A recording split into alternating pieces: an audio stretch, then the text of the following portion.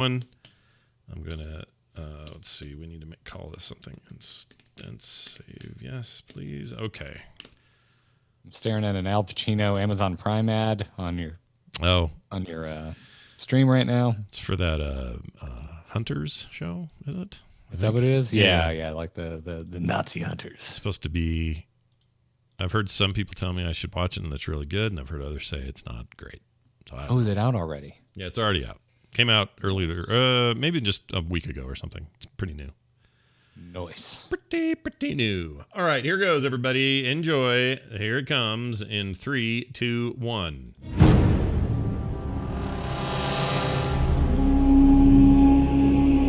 You're listening to The Instance.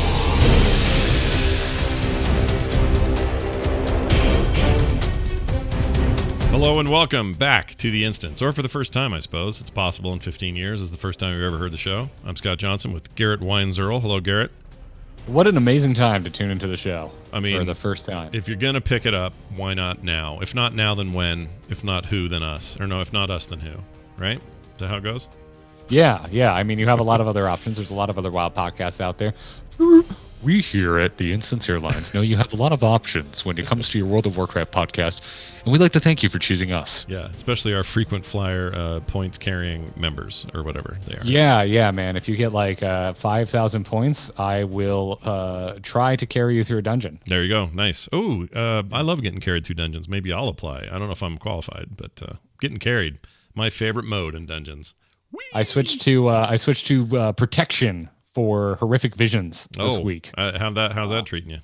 Really well. I should have been doing it from the get-go because Prot Paladins have two interrupts as opposed to the one of a Ret Paladin. Oh, yeah. And makes my life a hell of a lot easier. Also, I was just like, wow, my damage output is just so much higher in Ret. Turns out my survive output is so much higher on the production or the protection side of things. So I just pull like 3 times as much junk as I would normally pull on my Red Paladin, burn it all down equally, and I get through quickly and without losing much sanity. I just like that your resurgence as a tank in the game has been fun to watch or hear about. Just given how long you'd sort of put that Paladin away. I mean, I know you were tanking with your Demon Hunter for a while as well, but I don't know. I like tanks. I don't like it. Tanks are cool. You know, there's something about Demon Hunters, man. They're like all flair and no substance. There's something about them that just doesn't feel as fun as what I'm doing with the Pally. I can't quite put my finger on it, but I think a lot of it comes down to just like the animations and kind of the slower, more impactful attacks that Paladins make compared to the just constant flurry that is being a Demon Hunter. Because Demon Hunters they're spasmos, man. They don't slow down for anything. So even when they're tanking, they don't feel tanky. They don't look tanky. They look like skinny guys in jeans and some horns. You know what I mean? You're right. They look like swamp hobos just decided to piss off a dragon and keep it mad. Right. And it's functionally, yes, you can tank with them, but the lore or the fantasy of it just doesn't work exactly. I'm sure there are a lot of people who are very, very, very, very passionate about the Demon Hunter fantasy, and I get that. I guess it's not for me. It's I think you hate all of these movies, but for me, it's like Pacific Rim 1 versus the sequel. I love the first one. It's got like so much weight behind everything that's going on, and then you watch the sequel, and it's like I'm pretty sure all these robots are made out of styrofoam. They're just flipping around, jumping everywhere, doing 360s, and there's no inertia or mass to anything that's happening on screen. Well, I will give you the robot fights and the sort of effects work of the first movie is the best thing about that movie. It's very, very cool. I think the story is shit, but I think the rest of it's great. And I was really looking forward to the sequel because I thought, maybe they'll just fill this out and it'll feel like a better, more cohesive story. And you're right. They're like paper airplanes. It doesn't feel right. They're not fighting right. It's really bad. The only thing cool about the sequel is the weird little frog mech in the very beginning that can like roly-poly. That is a really cool design. Everything else in that movie is kind of lame. All right. So take that, Demon Hunter fans. Your character is like the sequel to Pacific Rim. No. If you like Demon Hunters, I'm perfectly happy for you. I'm happy to see them in the game. They make me think of Illidan. They flesh out my World of Warcraft desires to just see all the things that I like about Warcraft represented. Don't at me, please. Yeah, but you've got the nice thing about your Demon Hunter is you can go DPS anytime you want with him. And as a DPS, I think it does fit, right? Like that spastic little zip around business is perfect for doing damage. It's what I'm saying is I think they nailed it. It's just not like what I prefer aesthetically. Gotcha. In my combat fantasy. You want a big ass hammer or a sword? Yeah, I'd rather be like coming down with some forests, calling upon the light. Yeah. Smiting my foes. I'll give you that. I think this is true. Not that we're really arguing.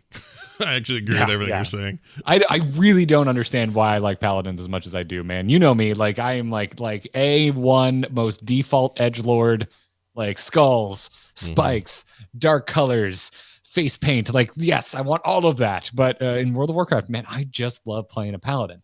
Yeah, you would think you'd be like, warlocks and demon hunters all day. Warlocks and Death Knights. Yeah, and, warlocks and Death Knights. I have both of those at max level, and I don't like playing them. Red Man Pig in the chat says Pallies are like the Jedi. I think we found the connection because you're such a Star Wars guy. Yeah, but I like the Sith more. I'm a Sith fanboy. That's right, I'm all about Darth Vader, Darth Maul. Get me in there. That's right. Yeah, I can't explain it. I don't know what your deal is with World of Warcraft. Maybe they're just better at expressing that fantasy than they are the dark demon-y stuff. It's quite good. It's quite good. Although I guess I did get in when Blood Knights, the dawn of the Blood Elf was a thing, and they're basically edgelord paladins. Yeah. So maybe that's how they hooked me in. I came for the edgelord paladins. I stayed for the spell animations. That's how they get you. You got to watch out. Well, all right. So that's some good pre-show WoW talk. I like that. It's pretty good. If Patrick was here, he'd probably talk about movies or something. I guess we did have a little Pacific Rim discussion. Yes, I would be outweighed by how many people hate that movie compared to me. I love the first Pac Rim, man. That movie. You love it enough to call it Pac Rim for short. That's cool. I like that. First Pacific Rim, man. That's a fun ass movie. And if you don't like it, I just assume you don't like anime. Well, I love the director. Oh, you know what? All right, I'm gonna do this. Because no one's ever said it that way to me before. I'm going to rewatch. I love that we're coming back around to Pacific Rim. I know. I'm going to rewatch Pacific Rim, but I'm going to do it with an eye toward it being just a big, loud Hollywood anime. Maybe I'll enjoy it more. That's exactly what it is. It's anime without the perverts. Without the pervert little blind uncle who's got a little monkey with him or whatever. Yeah. Yep. I'm doing it. I'm going to watch it again, and I'm going to watch it with those eyes, and I'll bet I like it more now that you've said that. Well done, Garrett. Well done. All right, now this. Yesterday, I put out a tweet saying I would love people to send us some of their predictions about BlizzCon this year. And I wasn't just fishing for, hey, will the coronavirus shut down BlizzCon? I was more curious overall, that included, but what does the year look like for Blizzard in terms of that particular presentation? We've had this discussion last year or right after the end of last year's BlizzCon, and I think the consensus was, they're having one. They're never going to not have one again. I think if you throw in this weird wrench in the chains that is, hey, coronavirus could be 18 months away from a vaccine. Also, every other con and their dog are being canceled in this lead up. Things could change in the summer, but if they don't, we may be looking at a new round in the fall, which is right around when BlizzCon is being held.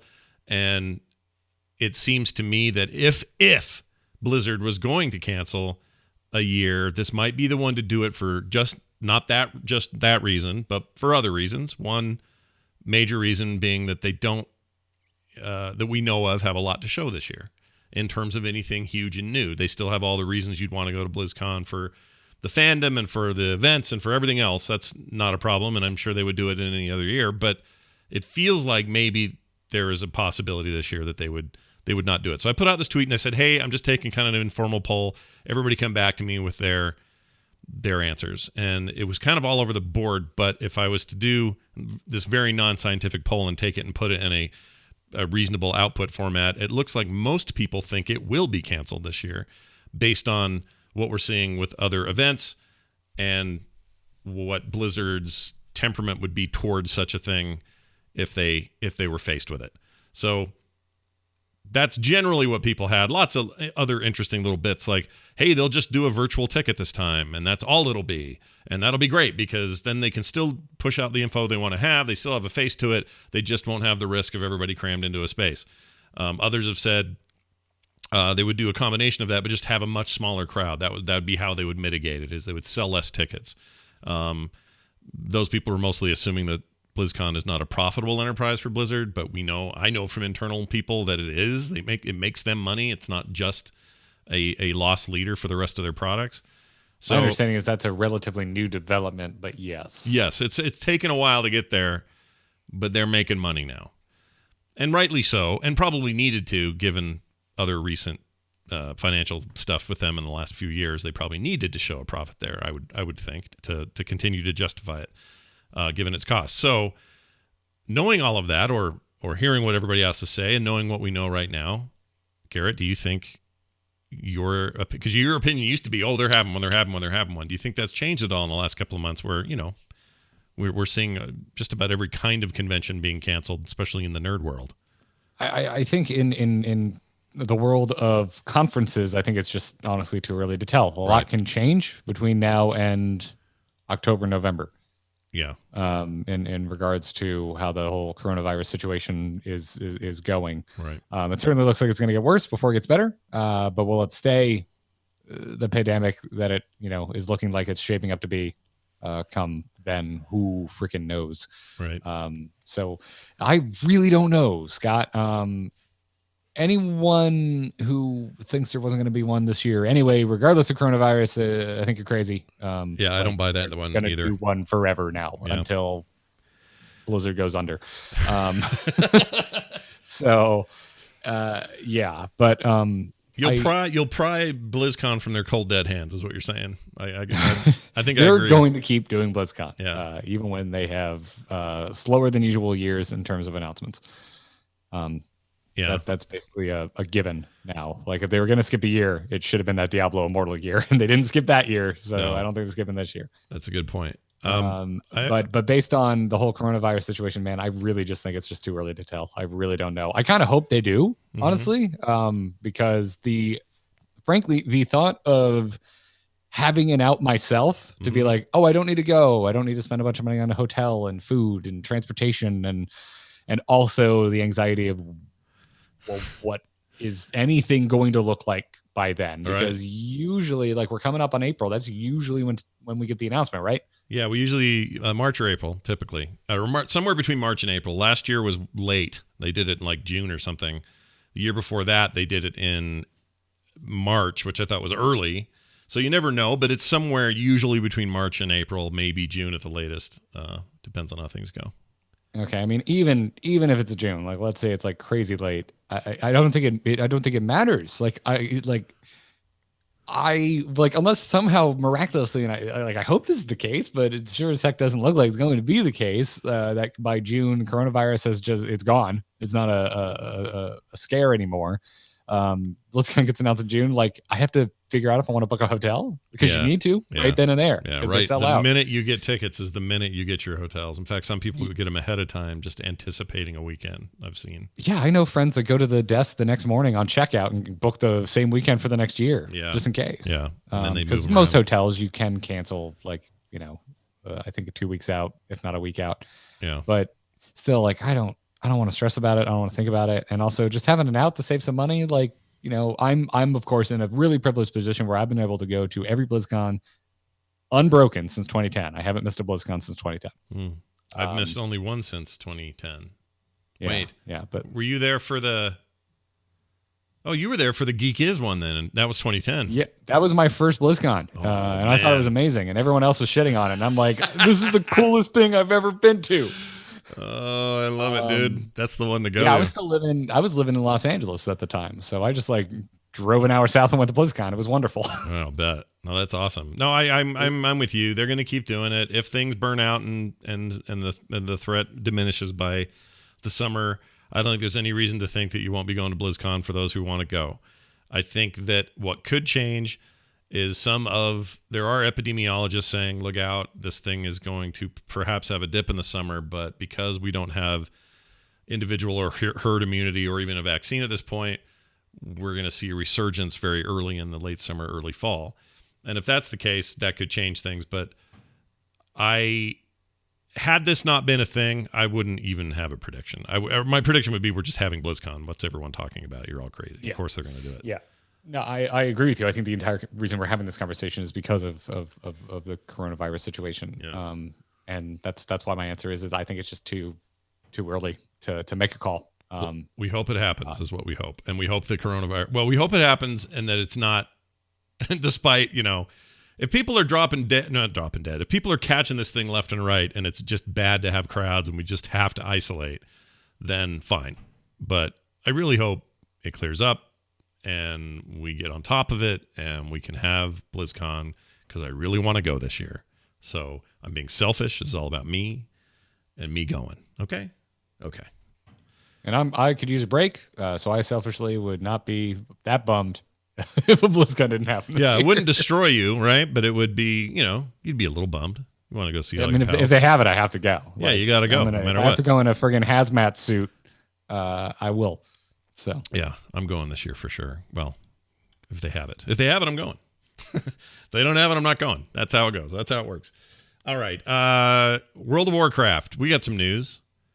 Arathi Basin is unlocking for classic players on March 11th. You know when that is? That's tomorrow. Woo! Right around the corner. If you were looking forward to that, we may have. I don't know if we mentioned it in this that small episode I did last week with the all about the classic stuff. But WoW Classics Arathi Basin unlocking on March 11th at 3 p.m. Pacific. That's Wednesday. Let's see. This is their words. They're unlocking the battleground in WoW Classic. Players who are level 20 or above will be able to queue in after this time. The League of Arathor faction for the Arthur, yes. Arthur, you know Arthur, good old Arthur in the game. For the Alliance is in the town of Refuge Point and the Arathi Highland Zone. The quartermaster there, here is Samuel Hawke, and he'll be in town near the entrance to the battleground. The Defilers faction for the Horde is in the town of Hammerfall in the Arathi Highland Zone. The quartermaster here is Rutherford Twing, and he is just north of the town near the entrance to the battleground. Later that same week, the Battleground holidays will be kicking off as well. This will allow players to earn additional honor and reputation while playing a specific battleground. They'll post the initial schedule next week. Completely forgot those things. That was the thing. The whole battle holiday weekend things. Yeah, do you remember that? They don't really. Do they do that now? Still, they probably still do it, or don't they? I don't know. In modern WoW, in a long time. Heroes of the Storm really killed my World of Warcraft PvP. Yeah, it became my World of Warcraft PvP that just happened to have guest stars from other games in it. There was a time there where I was mainlining WoW characters only, and I said, why would I play any kind of PvP with WoW characters other than this? This. I pretty much just PvP for transmog at this point. If there's a PvP set I really want, that's what brings me back to PvP, and it's been a while since it's been one that I really wanted to go for. So, what would they have? What would they have to do in this game? We're going to blacksmith. What would you do? What would the game have to do to make you go, man, I got to play Arena again, or I got to get in those battlegrounds again, because that sounds amazing. Make my friends want to play WoW PvP again. There you go. That's it.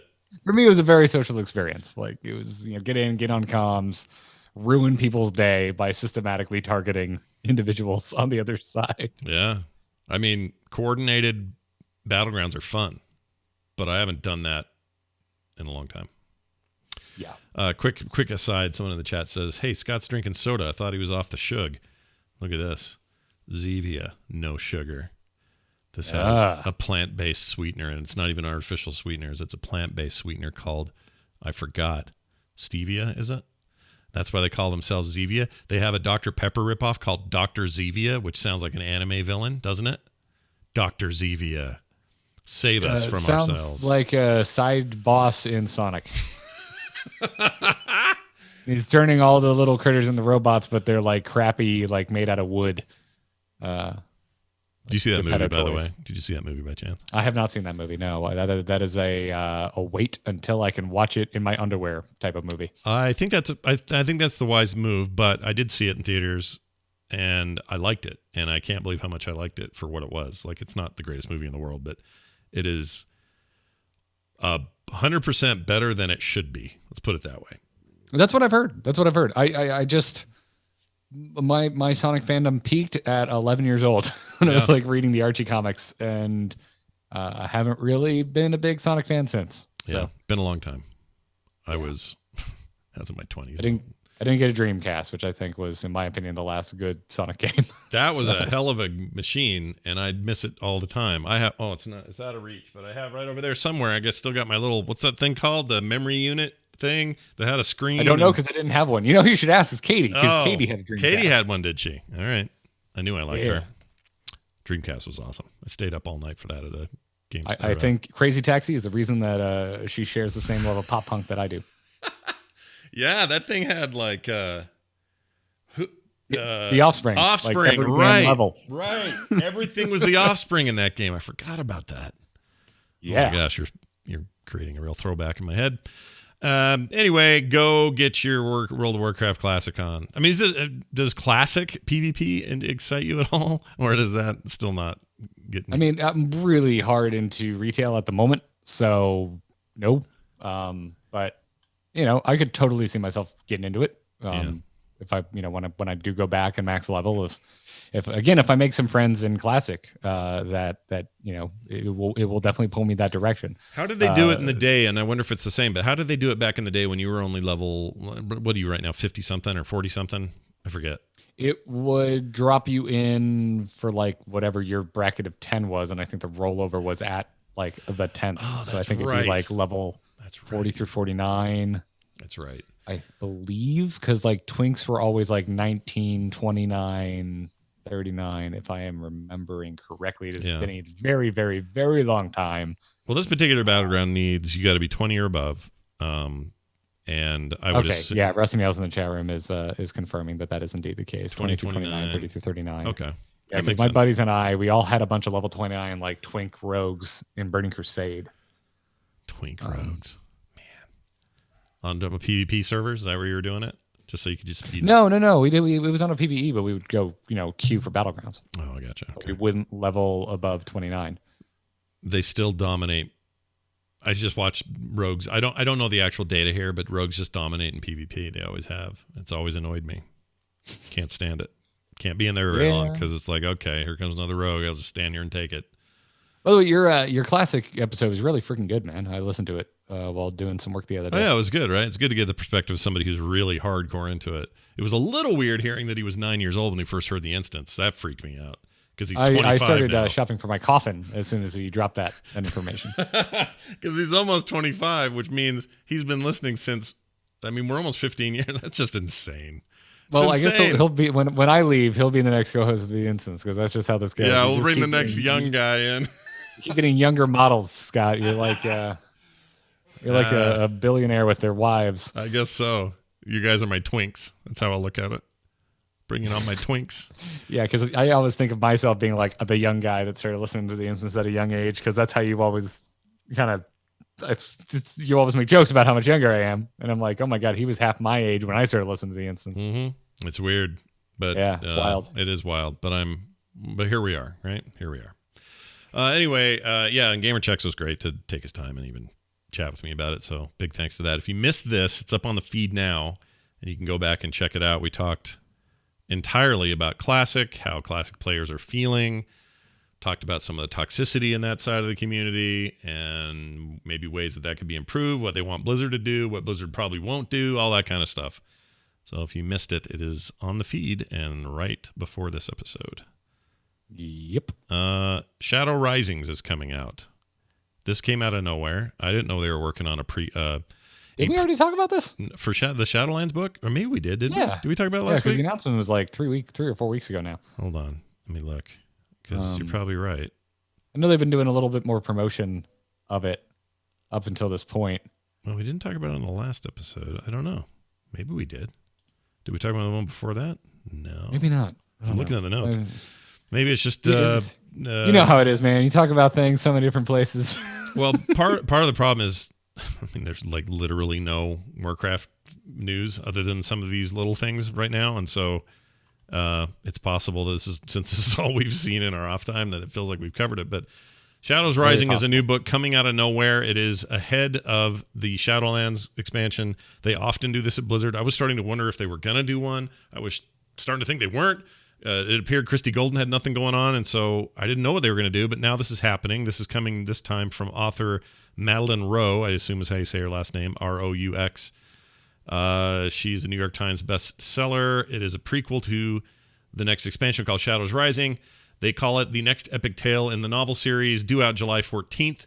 It's available for pre-purchase on Amazon right now. Here is a summary. The Horde is nothing. With those infamous words, Sylvanas Windrunner betrayed and abandoned the Horde and vowed to serve, or that she had vowed to serve. The Dark Lady and her forces now work in the shadows as both the Horde and Alliance, including her own sister Illyria, race to uncover her next move. Struggling to shoulder the crushing weight of leadership, King Anduin entrusts the Void Elf and High Exarch Tyrell. I can't say his name. It's Tyrellian? not. Do it one more time. Tyrellian? Tyrellian. I'm not actually sure that's what you were trying to say because I wasn't following along. It's not coming out of. It wouldn't come out. It was like a constipated word. High Exarch Tyrellian. Yes, to uncover Sylvanas' whereabouts. We know where she is. She's hanging out with the jailer guy, right? Hubba hubba. At this point, I believe this book is pre showdown with the Lich King. Okay. So this is all happening between those things. All right. Yeah. So she's not hanging out with the jailer just yet. It says here, the Horde now stands at a crossroads. I wonder if they'll be standing at the actual crossroads. That'd be cool, wouldn't it? You could get like... Yeah, and a Tauren goes, hold on, I have to mute this racist. That was a good one. Nice job. I thought it was enough just to say, the real crossroads, but you put a cherry on top of the sundae we were making there. That was yes, very good. The racist cherry. It was very Everyone's good. favorite. Everyone's favorite. Yeah, this is cool. I'm looking forward to this book. I do tend to enjoy these books with a couple exceptions. How'd you feel about the last one? Do you like the last one or no? There's a lot of split. I did not love the last one, but it's more that was the beginning of Sylvanas heading in the direction that I am very well documented in saying that I do not like. I do not like the direction that they took Sylvanas, and it started with that book. So you're not saying you're not necessarily have problems with the way it was written or Christie's writing or any of that. No, I think there's a lot of really good stuff in the last book, which name is eluding me, and I'm trying to look over at my bookshelf, and damn it, I pulled a book out and laid it across all my other books. Oh, man. What are you going to do? I'm just going to do a quick Google for BFA novel. That was Before the Storm. Before the Storm. There it is. Yeah, no, I thought Before the Storm was really well written, and I think there's a lot of awesome stuff in there. It's so like... As a fan of Christy Golden's writing, I was not the least bit disappointed. As a fan of Sylvanas, I was indeed disappointed. Yeah. But I don't hold Christy Golden to that. She's writing this based on giant arcs that they're. Yes. She may have had a part in that because she's part of the creative leads over there now, but still, it's not like a one-person idea where she just woke up in the night and said, I know what I'm going to do with Sylvanas. They'll never see it coming. And then the team has to react. That doesn't work. I love Kilmernock in the chat room right now, right? Garrett isn't against the artist or the art, just the art direction. There you go.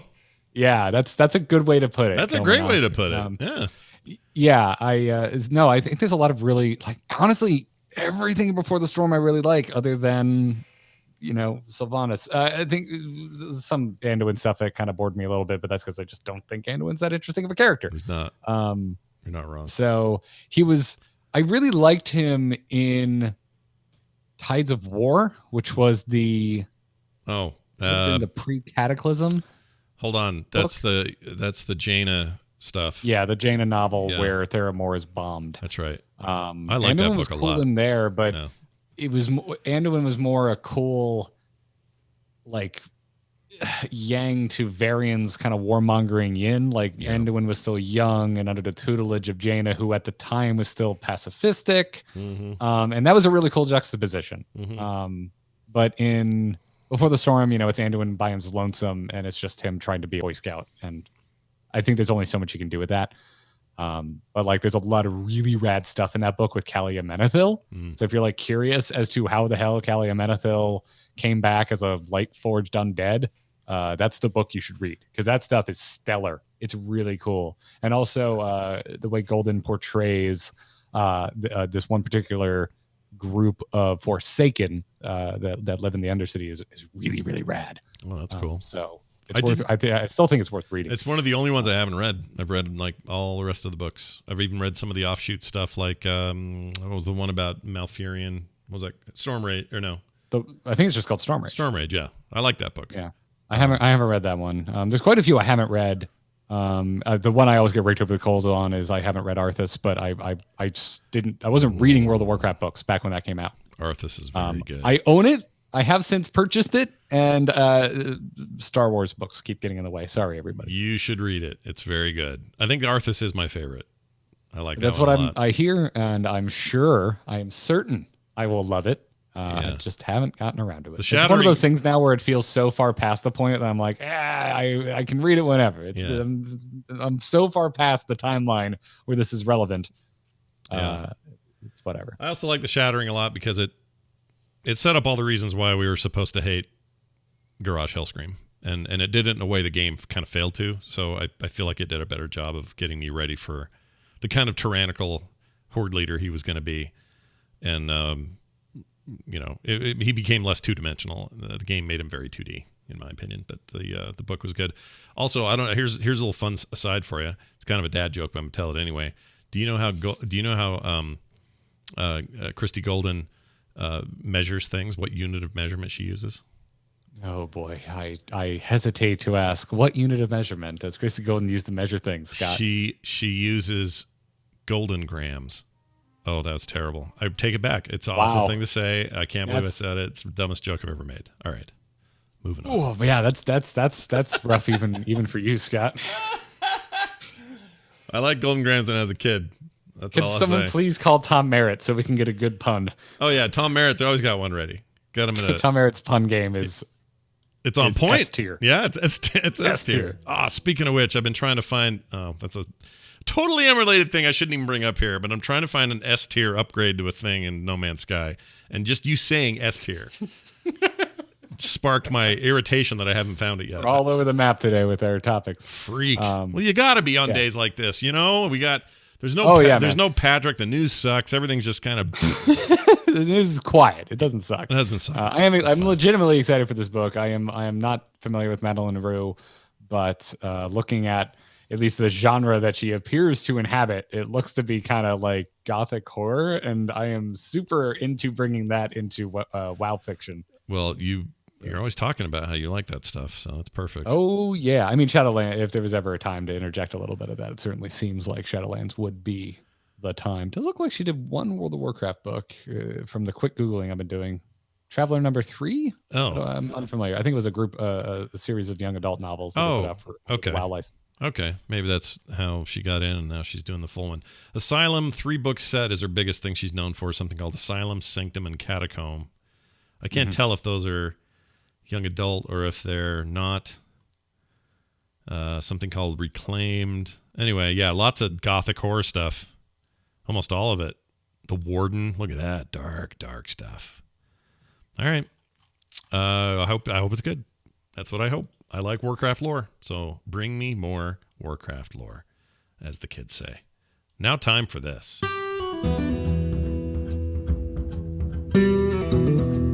All right, let's talk about the rest of Blizzard, which honestly, with every week that passes, feels more and more like Hearthstone's the most active thing they're doing. We've talked about that before. That's because it is. I guess it is. It is the most active. It feels like that because that is indeed the reality that we are existing within. That seems bad. I mean, I know we talked last week about... No, it doesn't. I mean, I don't mean... It's not bad for Hearthstone. It's wonderful for Hearthstone. But it doesn't seem like that should be the hot topic for them right now. I mean, I don't know. Maybe it is, and it's fine, and this is the time for it to be. I don't know. We need to find you a WoW project. All right, let's do it. On the news front, WoW sounds, quiet. Like nothing's happening. Yeah. 8.3 is out. We're not getting another patch. So it's going to be quiet outside of data mining Shadowlands Alpha, which in fact is also quiet this week. Yeah. But there's just so much to do in game, man. I'm still working on my Horrific Visions. I still haven't finished the raid. I mean, this is on me. If I had a regular raid, I'm sure I would have finished it already. But there's so many things you could be like plinking away at, which I think if you had something you were like plinking away at in game, it wouldn't feel as weird. Like you wouldn't feel as much in Hearthstone Shadow. Well, I am working on my alts. I just cannot get excited about 8.3 stuff. I don't know why. Just can't. I tried. I get in there and I go, I don't want to do this, and I'll go play like my level 38 warrior for a while. Have you? I'm curious. Have you given like Horrific Visions like an honest try? Have you tried like progressing through? I like them. Like, have you tried kind of pushing it, like getting more than one chest per run or something like that? Not really. It hasn't compelled me that much. I think you with the hunter getting in there with Henry, give it like an honest 2 weeks, Scott. All right, I'm doing it. Get in there, do your dailies in the 2 8.3 areas, to get your whatever the hell it's all. I think coalescing visions. I think. Yeah.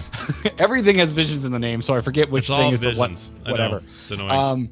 But yeah, give it. I think you're, because I was kind of surprised how much I got kind of hooked into the loop of running them over and over again. Yeah. So I think if you got in there with Henry and you two started kicking ass, you might be like, oh damn, a little Diablo rifty, a little bit. I like Diablo riffs, so you're talking but about with a thing WoW controls and WoW carrots on the ends of the stick in the form of upgrades and gear. Again, you're speaking my language. It's just the A to B that I don't feel like doing. I don't know what I want out of WoW right now. I don't know what I want. I got an email from somebody who's complaining about all the questing he has to do because he started at 0 and just doing all this stuff. I'm like, well, that's the entire game until you're at endgame, is you're going to quest your way to level 120. And weirdly, that's the stuff I'm enjoying the most. And dailies aren't really part of that for me because I don't want to do repeated stuff. I want to go experience content that pushes me forward, that tells me a story, and a lot of it is working for me because it's old stuff I don't remember very well, or it's Alliance stuff I never played. So I'm enjoying that part of the game in a way that I haven't in a long time, but it's real basic, the basics are what are singing to me right now, and not sort of more convoluted end game stuff, which you are. That makes sense. I mean, alts are fun. I think everybody likes a good project, right? Yeah. So why not crack open the seal on something new? Exactly. I can completely understand. Oh, but by the way, what are you playing on Alliance? I didn't know you had an Alliance ult. Oh, a dwarf hunter, just a little dwarf hunter guy running around. Oh, you got a little side hunter action. Yeah, I never played a dwarf either. Never played one of the short races. Do you have a bear that's like Henry spelled backwards? No, but I do have a bear, and I forgot what I named it. What's your pet situation? I definitely have a bear, but I don't remember the name. But I stuck with the bear because I like the idea that the bear's hanging out with him in the cinematic, the intro thing, and I just thought I'm going to just do like the game was back then. Let's do that. That's my classic. Was the intro cinematic of your classic is rolling a dwarf. Yeah. WoW Classic. You can roll a dwarf in retail. Exactly. That's WoW Classic. Not technically. It is to me. Yeah, okay. It is to me. I've yet to actually run. I've never had. So I made a gnome once to hold a name for me on a server. I've never actually launched the game and had a gnome on the ground and made him move. Not once in my entire life. WoW. I have one gnome story. Do you want to hear it? Of course I do. My friends and I think this was Vanilla. Okay, Vanilla. Were hopped up on Mountain Dew one night and decided to, there were 3 of us. We made 3 gnomes, took off all their clothes and corpse ran to the auction house, which I guess wasn't that hard because you start relatively close to Iron Forge. And all 3 of us were named after the members of Blink-182, and we just danced naked in the auction house, / yelling Blink-182 lyrics, and a lot of players got into it. It was fun. That sounds all right. But you never went back because why would you? Why would you ever go back to that? You'd never do that again, right? You're done. No, that the moment has passed and it can never be recaptured. You can't relive it. You're done. If you recapture it, please tweet me photos. Right. Or screen caps. Yeah.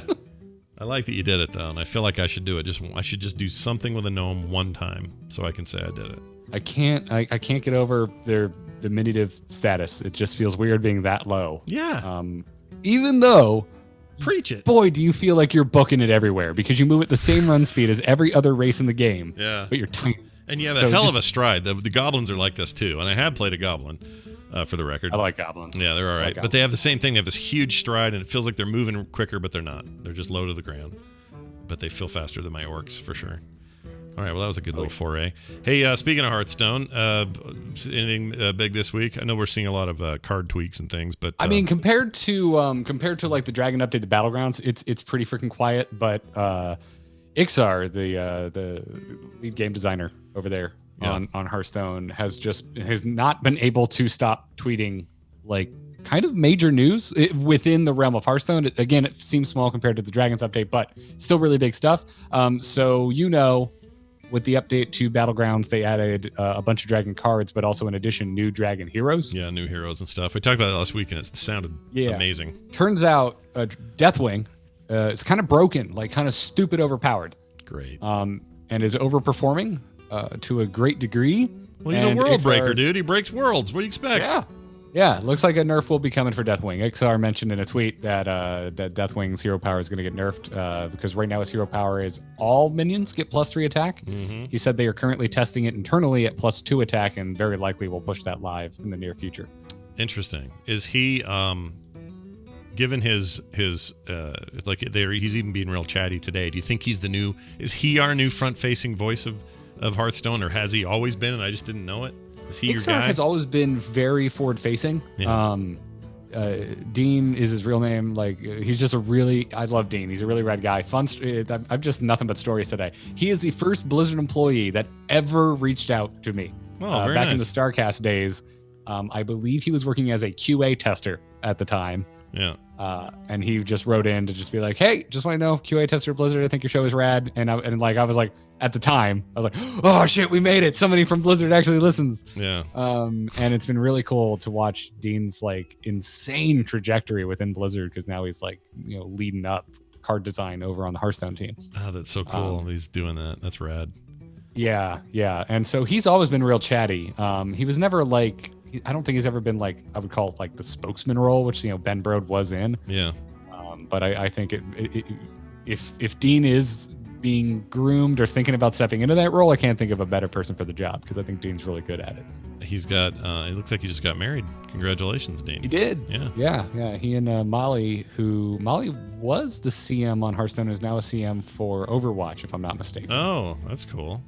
I know her. Yeah, there she is. I've seen her before. Yeah, the year I was on a BlizzCon panel, Molly was like my point of contact for that. Right, the year we did the stand-up Overwatch thing. Oh, we had back-to-back panels. Yeah, because I was on Living Blizzard, and you were immediately after with the live instance panel. Yeah, she's cool. I forgot.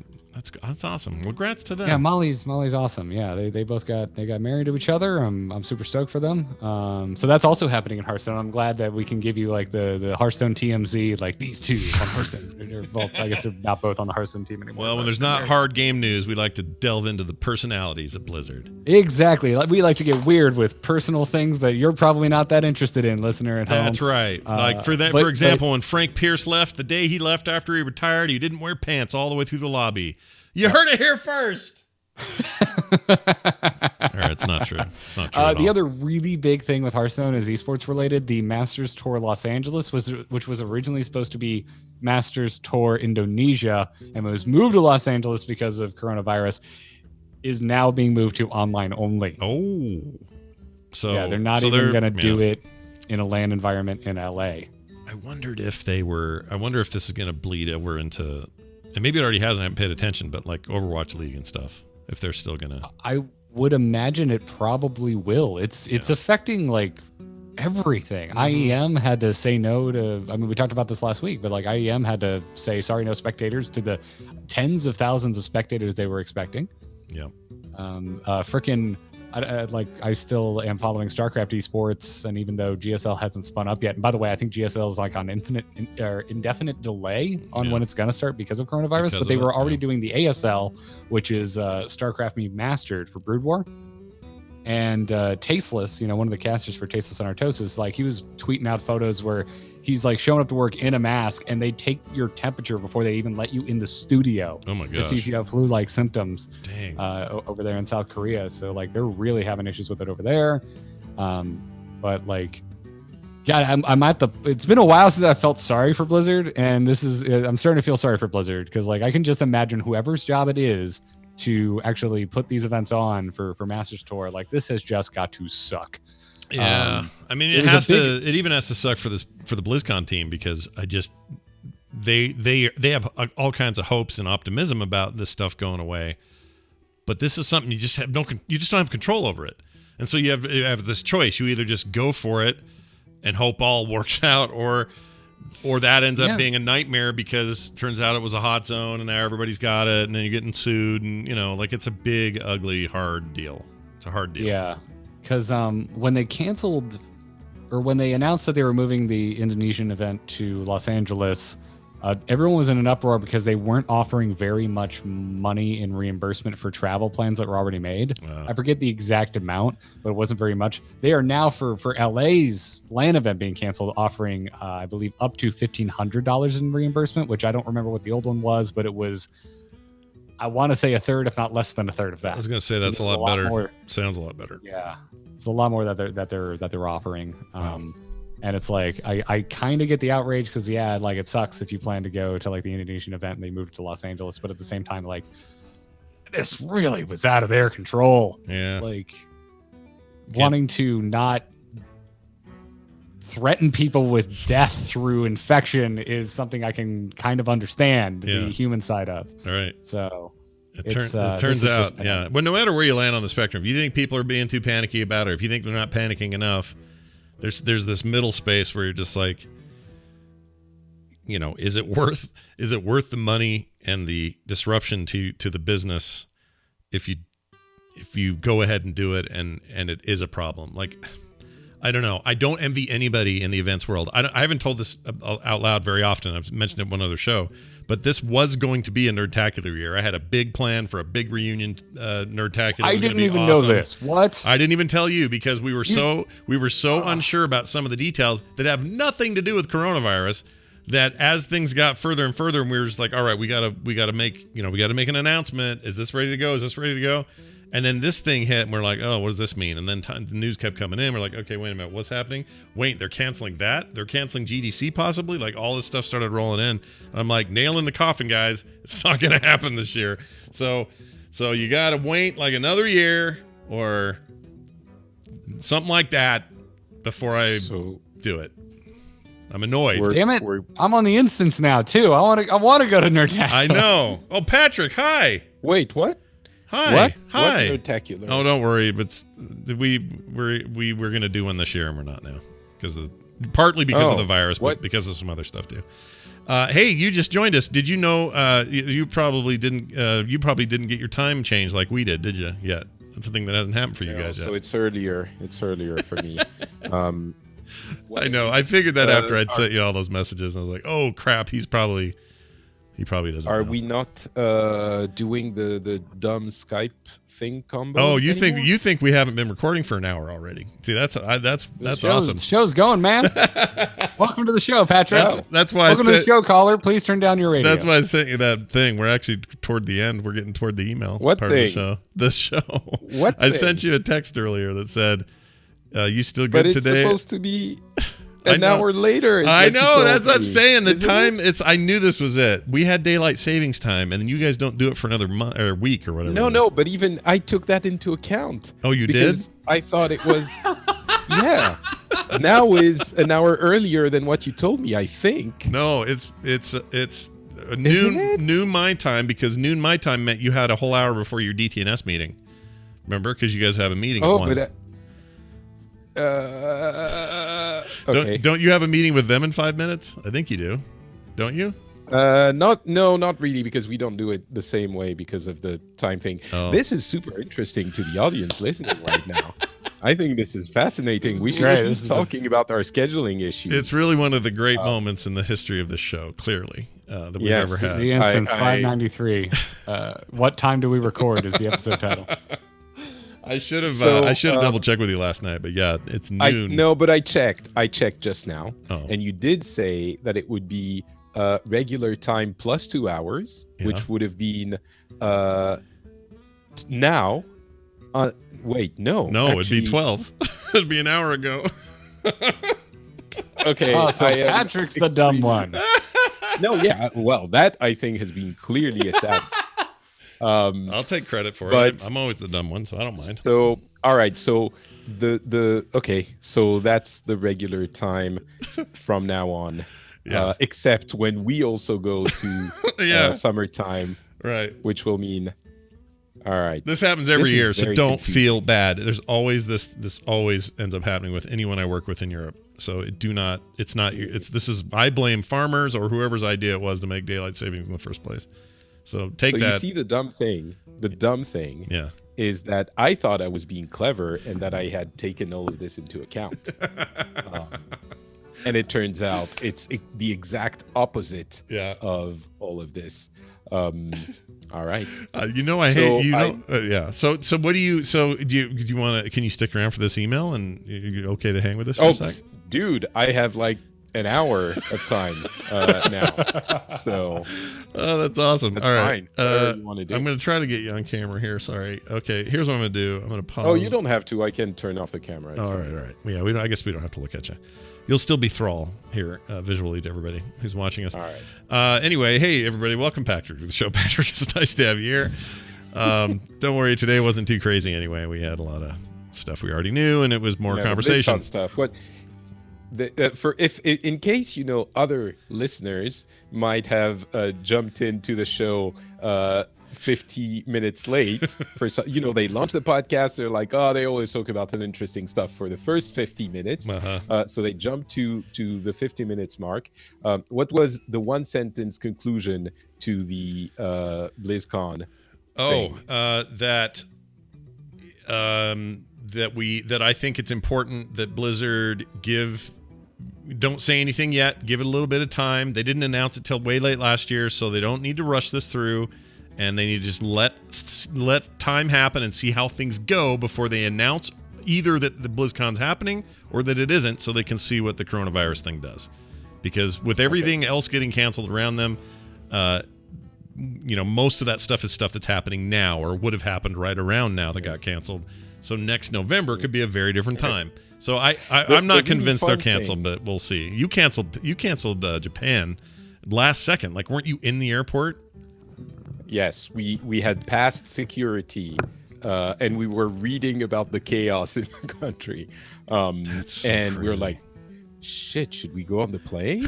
And in the end, we weren't worried about getting it, honestly. The worry was, what if there's some quarantine thing happening and we can't get back to the kid? Yeah. But we'll make it happen again. And the fun thing is that during the summer, it should recede in the northern hemisphere, the virus. Right. So Blizzard is going to be like, yay, let's do it, no problem. And then in September, October, it starts coming back, and then they have to cancel. Yeah, I would mention that too. And anyway, there seems to be a common thread with some professionals that people should worry a little bit about the fall and winter. I don't know. It's pretty certain that it's going to come back. It's possible, though. They could do a September or earlier in October kind of thing. You know what I mean? Maybe they move it up. Maybe that happens. I don't know. I don't think that's, the reservations for the center go. They probably have already reserved if they want to do it. Yeah. And stuff like that. Anyway, that didn't mean to. No, it's good. There you go. We've now gotten Patrick's take, and that was important. So now we'll do this. Hear ye, hear ye. Why, it's the town crier. All right, we're going to do a quick email from this listener. His name is Homebody Brandon. He wrote in and says, "What's going on, my guy?" I think he means all of us when he says that. Last week's email about playing other MMOs got me thinking about a feature that I feel every other MMO seems to have, but WoW is lacking. That's player housing. This comes up all the time. Anyone who's listened to the show for the last 15 years knows that I remember you all talking about this when Andrew was on. Yeah, it's an old topic, and but every once in a while we like to touch on it and get a fresh take. So here's what he says. I know I'm not talking about Blizzard's half-assed attempt with garrisons back in Warlords of Draenor. That is the closest we've gotten, I guess. I'm talking about a full-on housing feature similar to what you would find in Ultima Online, EverQuest 2, or Final Fantasy 14. I would actually argue that Elder Scrolls Online has, I think, the most robust features for that, but that's also because they want to sell you a bunch of furniture. So anyway, it's worth looking at. Anyways, he says this: how cool would it be to have a house in Azeroth to put all of our cool stuff in that we've collected over the years, somewhere to kick back when the rating has us down? I feel like it's a missed opportunity for Blizzard to capitalize on a cash shop for housing decorations. Not that I would want all of the items to be sold via the cash shop, but still, what gives? Anyway, what do you guys think about player housing done in WoW? And what form would you like to see it appear, if at all? I think it's safe to say at this stage that they're never going to freaking do it. And I don't know if that's just me being grumpy about it, because I would like it too. I think it's a cool idea. I don't know why they don't just instance us into our own little houses. But they've gone this long. I can't see it happen. And so that's where I'm at. As much as I'd take any form of it, but right now I just don't think we're going to get it. And I think things like the Warlords of Draenor Garrisons probably just made them not want to do it even more. I don't know. Takes, thoughts, feelings. Patrick, what do you think about the world of housing in this game? And do you think I'm right? It's never going to happen? I mean, it seems like if they were going to do it, they would have done it already. But who knows? The game is so old, it's like looping around itself, and they're might go back to things they had decided weren't appropriate. The problem with player housing is it sounds like an awesome idea, and I'm sure for some people they will spend another lifetime on top of the 3 they're already spending in WoW, playing with the housing and like arranging their furniture, and like it's the people who think Animal Crossing is the best thing ever, which there are many of. And I love Animal Crossing, by the way, just to put it out there. I'm so excited. Yeah, many people do. But it's that is the appeal of it. I think the fantasy of that thing is that you decorate it and then people come to hang out. And that's the draw to a lot of people. That's the draw of a guild hall as well, which is another feature, which I think might be more likely than individual player housing, actually, because it's more communal and more social. But I think in practice, for most people, again, not everyone, I understand some people do go hang out in their other, their friends' houses and stuff. But for most people, it ends up being a novelty that wears off fairly quickly. And that's the issue. I think that's at least the stated reason why they didn't quite put it like that, but why they never did it. And I do think there's some validity to that argument. Maybe they could make a version that would be so compelling that everyone would end up using it a lot. Yeah. But I think even though it sounds cool and it might actually be cool, there's a lot of other things that would engage a larger part of the player base, and that's been something that they've been chasing for a long time, and they want the content that they create to be engaged with by the entire community, not just, or as much as possible. Yeah. So I don't know. I think that's how ESO answered the gameplay question, because I agree with you. If you just give them housing and then that's it, you're done. It's kind of like becomes the least progression based thing in the game, and then so why does it exist and why would you ever visit there? So what ESO has done is every new piece of content, every new expansion, every new patch, sometimes just out of the blue, they add housing, and you are encouraged to collect them all. So it's like anything else in the game. You want all the mounts, you want all the transmogs, you want all the best gear, you want whatever. The way that they drive people is to say, hey, also, what if you could own a house in every corner of this place, and they're all different styles, and the one down in so you mean they have every player has a number of different houses? Oh yeah, It's not just many houses, right. Exactly. And you would decorate them individually or keep them empty. It doesn't matter. But the point is that it's there is a drive in that game, a piece of progression that is, I want to own a house everywhere, and they're apartments in some cities. Another thing to collect. Yeah, if you go to Morrowind, there are apartments in there. Another thing to collect. And I've got 4 apartments in Morrowind, and I'm also going to fly down to where I've got this other place, and they're all instance, so they're all yours. Are you a slumlord in Morrowind? Why do you need so many damn apartments? It sounds like a lot, but I think they did what Patrick's saying the Blizzard thing would not, potentially would lack. And the thing is, if Blizzard did it, they would have to do something like that to keep it compelling. And do they really want to? Is the return worth it for them? Like, I don't know at this point. At 15 years, I don't think so. I think maybe they're, and they're probably right that they're probably okay not having it. I wish they would. I don't think another MMO's really great implementation of housing is going to topple WoW as the leading MMO either. So until those kind of factors changed, I don't see why they'd be motivated. Garrett, do you have a take on this? Not.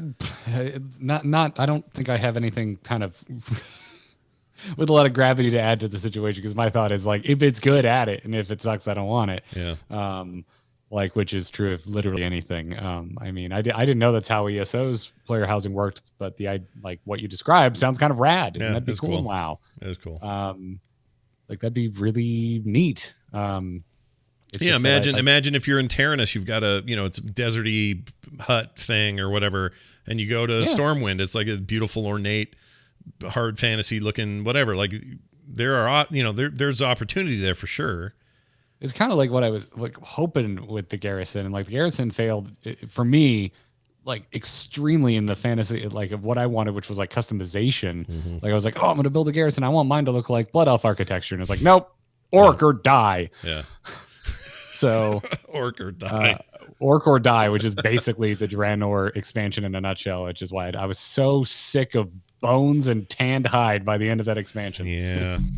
But I think if they thought they were really onto something with garrisons as a continual aspect of the game, I think we would have seen all those things. In fact, I wouldn't be surprised if there aren't, at the very least, concept art and maybe even asset art that were alternate garrison styles. I even remember somebody in a Q&A or something saying, that was the plan. Yeah. Yeah, we're going to do that. And they just didn't do it. It was too much asset generation that needed to be done to actually pull it off, which I get. But also, like, I think the garrisons were probably too big to keep that going. I mean, they did keep them going with our order halls in Legion and with what am I thinking of here?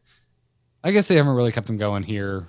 Some of the stuff like a mission table and whatnot has been brought over, but it's not really like our own unique place. No. With what's going on in BFA. But housing, like you say, like if you get down to something as small as like an apartment, that could be a lot more controllable and achievable. I feel like I don't think it needs to be as big as a garrison, because I think a big failure point of garrisons for me was how small it made the world feel, because I didn't see other players there. Right. But if you go to some place where it's like a bunch of places where players buy their houses, like you see them going in and out of the places that they own, that would be interesting. Yeah. Especially if you like center it around a market or a place of trade. Like there's auction houses and stuff around the same area where you have a reason to kind of come out of your dwelling and mingle with other players. Yeah. There's all those things to consider. And so I find the idea of it fascinating. And I think they're like, I'm with you in my kind of gut feeling, which is like, it's been so long, I just have no hope for it. Yeah.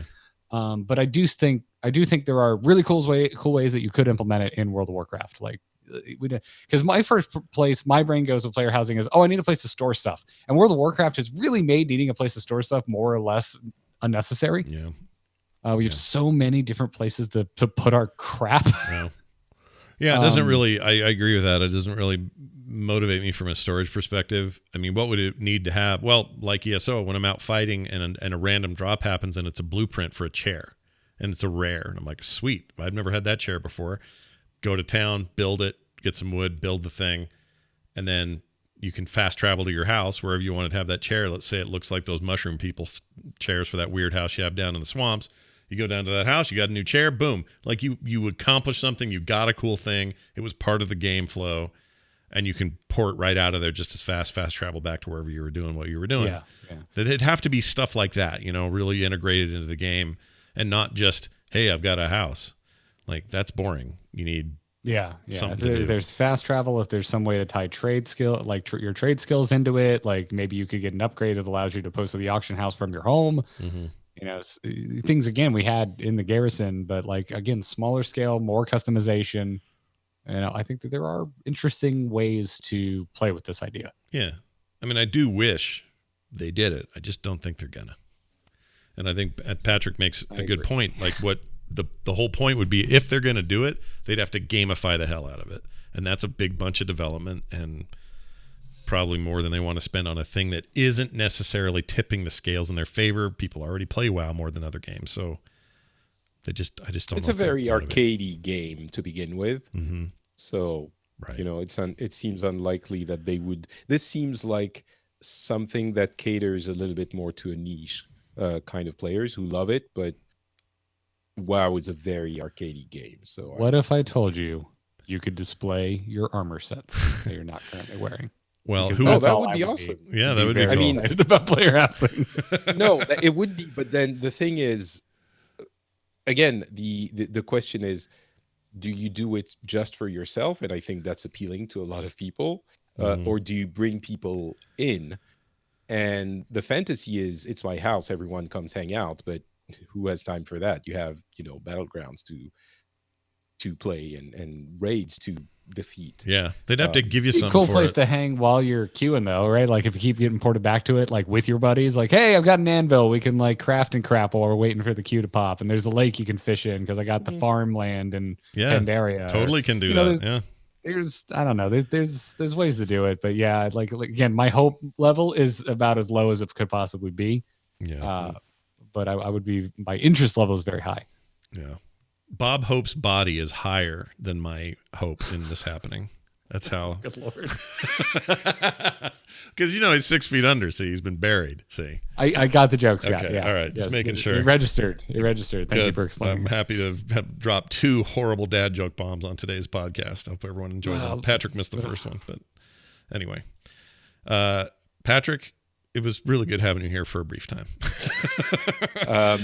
So do you want an update? Yeah, give me an on update. the reason I wasn't here? Yes, give it. First of all, I just saw your message now. Your text. Yeah. Because I was trying to get the little one to bed, and we changed his room. We put a desk where he can draw, and a little chair, and all of that.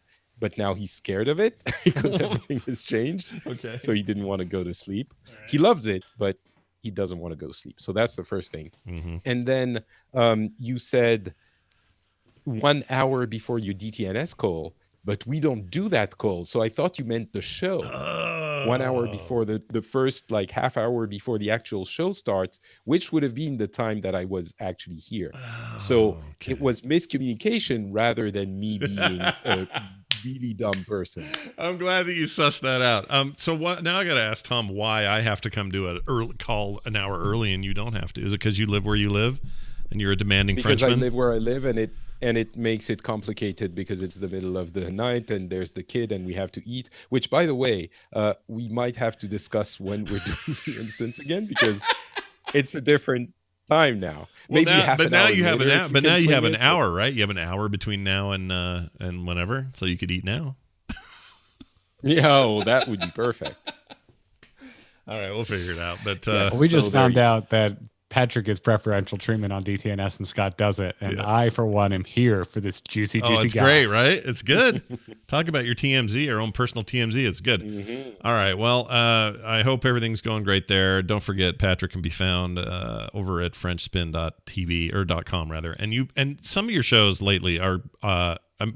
I don't know that the Phileas Club could be a cooler show to be listening to in our day and age. People should be listening to that show. Oh, thank you. Yeah. Have you guys done or are going to do something big on all this virus concern and panic and worry and all that? I don't think we're going to do something specific, but just today we had some people from the patron of the Phileas Club suggest someone from Italy to be on the show, and so we might have someone from there. We also have, last time we had a pretty reasonable Republican affiliate person be on the show, whom I thought we had a great conversation with, but we talked about Bernie in a way that irked a few people.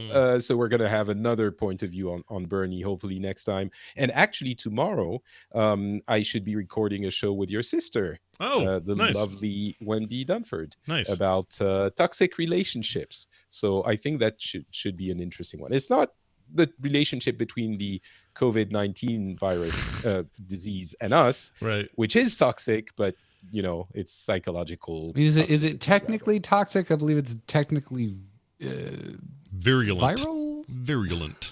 No, it's viral, but I mean, I don't know. Maybe you can still call it toxic. I'm not sure. Maybe. So, okay, here's what'll happen though. If we don't see Patrick ever again after he talks to my sister about toxic relationships, we can take that as a hint that Patrick thought we were all part of a toxic relationship and he'll never come back again.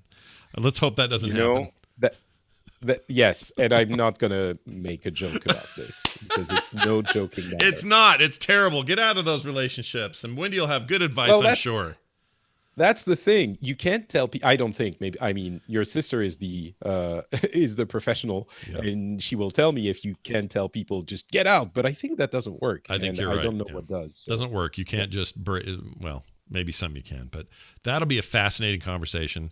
So check it out, fringespin.com, for all of your guy who knows 5 languages needs and all the many podcasts he does in various languages. I hope your son gets used to his room. Garrett, anything going on your end of the board there? Oh, always, Scott. Amove.tv for all the podcasts that I do. New Angry Chicken will be coming at you tomorrow. If you haven't listened to the most recent episode of Into the Nexus, we sat down with the balance designer, AZ Jackson from the Heroes of the Storm team, and talked to him for an entire hour and a half about what it is like balancing Heroes of the Storm. It was amazing. It's like one of those, you probably know what I'm talking about here, Scott. You every now and then you have an episode, you do an episode of podcast, like feels really special. Yeah. That's how this episode feels. So I really can't recommend enough. Go check out the latest episode of Into the Nexus, which if you're interested in that, you're probably a Heroes player. So also please go check out hotslogs.com, HOTSLOGS.com, because I now own it. And I would really like it if you would go and use that statistics website to up your Heroes of the Storm game. That's right. Garrett owns it now. So now you don't have to worry about your, not that you did before, but, just feel comfortable throwing your data over there and get it going. Make it happen. Be a part of it. Be a part of the solution, not the problem. It's not really a thing. Anyway, go check it out, hotslogs.com. And also, if you're looking for more shows like this, I can tell you a great place to find them. You can find them at theinstance.net. You can also find other stuff there at frogpants.com. I do a webcomic now every week called Fred and Can. Go find out for yourselves how that weird thing came to be and where it's at, and many other projects happening. That's over at frogpants.com. That's going to do it for us. For me, for Garrett, for Patrick. We'll see you next time.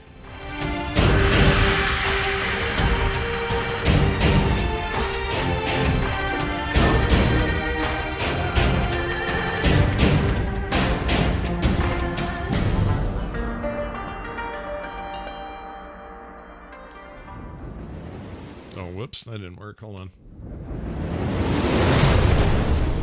This show is part of the Frog Pants Network.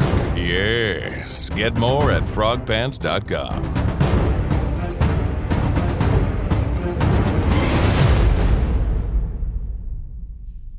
I'm with you on that feeling of like when a show is